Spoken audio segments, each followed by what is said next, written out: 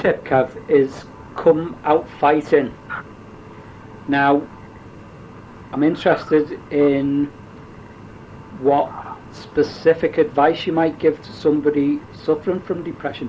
What would you say to somebody who feels like they've got no fight in them? Right, the fight won't always come straight away. The possibility of hope, which is going to be a mantra every day, you know, I will not give up hope, I will not give up hope, and you've got to wear it like a badge, and it'll get dusty now and again, and it'll get a bit cloudy, and you've got to wipe it over, and it should say brightly, I won't give up hope. So come out fighting, then that won't always come natural. You'll get a slow edge to improve things around you, bit by bit. And then when you get to the 50% stage, quite often you can acknowledge that there's a bit of a flow going on here. There's things happening. And you can see the other side clearly, or more clearly, where if you make more of an effort, things are going to get better. And you'll get to the stage where it'll be below 50%, then it'll get to 50%, and you'll want to push forward. But what you've got to be careful of is not taking too much on, and try and give yourself small targets. People around you might lovingly want to urge you on, but you can't suddenly change overnight and go from being sad and miserable, because you need certain skills and gifts to survive. You've got alcohol, you've got sex, you've got cigarettes, you've got other things that are not really good for you. Pardon? Rock and roll. Rock and roll, music, staying up late. We'll talk about staying up late a bit later. I don't see a problem with staying up late. I don't see a problem with not sleeping. Ideally, it's good to have your sleep and have it to a regular pattern.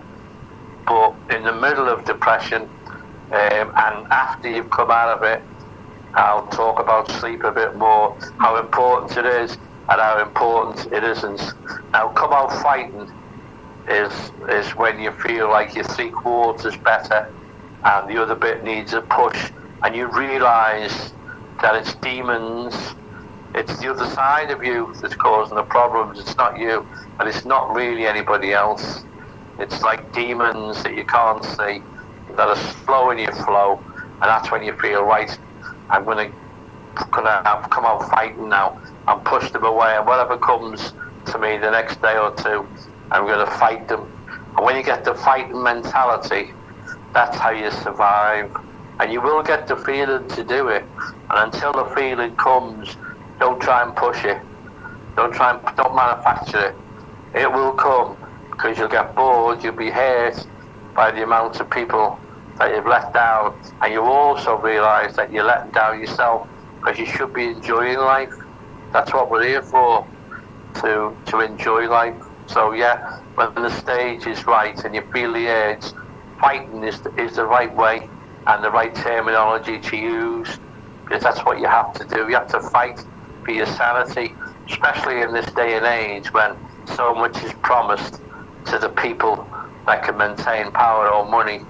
Then you've got to fight to survive, unfortunately, because that's the system.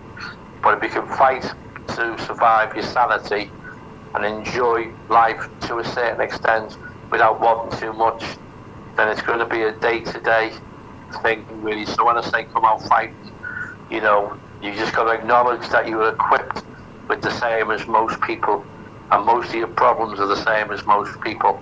And if you can't do it in your stride, then yeah, you have to take upon yourself. Are you going to fight for it?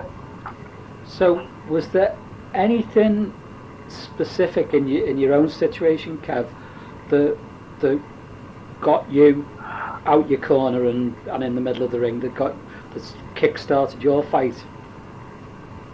Yeah, it was 50% boredom, and then 50% I felt it was a spiritual situation whereby you have to go through it to make it stronger, and there's a good chance, 90% chance, that God was using me to do some work for him, and in order for me to do the work for God, then I had to be equipped with certain skills of what's the word you use when you can communicate with people when they're struggling? What's the word? Do you mean like? It just escaped me. Do you mean empathy or? Empathy, that's it, empathy. Okay. I needed a bit more empathy about me for the next part of my journey. And I think sometimes when you're on the train and the train slows down and the change in tracks and the train gets swapped over, I think that happens to us in life. And I don't want to scare too many people that maybe don't feel close to God or have never had God in their life.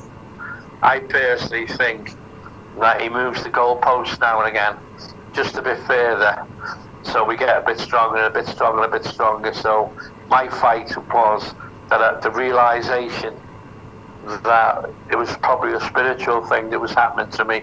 It wasn't necessarily anything wrong as such, or something that I couldn't cope with. It was just a change into the tracks for the next part of my journey. So I felt like that I had to take control. And when you have to fight your corner, you are fighting your children, you're fighting your teachers, your work people, the doctors. You have to hold them all account, the psychiatrists. You don't listen to them completely, and you don't listen to the social worker completely. And when you're fighting, you don't have to put gloves on. You've got to get clarification. And Jesus, in his teachings, if we don't want to take anybody else's, we want to take a leaf out of his book, he says we're supposed to question everything, even if it's just to clarify what's being asked of you. Now, some people in power, like priests, doctors, or police, or people in power, God loves them, might like you questioning them. Like years ago when you were brought up, if you question anything, they'd say, because I said so. But why? Because I said so, and they get annoyed.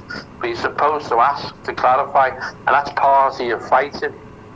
I went to a psychiatrist once or twice, and they never looked up at me, just kept writing. And I said, I'm not answering any more questions until you stop writing.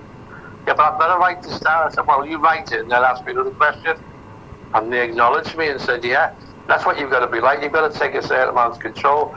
Fighting's not all about coming out with the gloves on. It's also saying you don't want to go somewhere. You'll be better now if I don't want to go. Yeah, but such and such is going to be there. I'm not going. I'm having a cup of tea and I'm watching the telly. Black and white film on. That's fighting as well.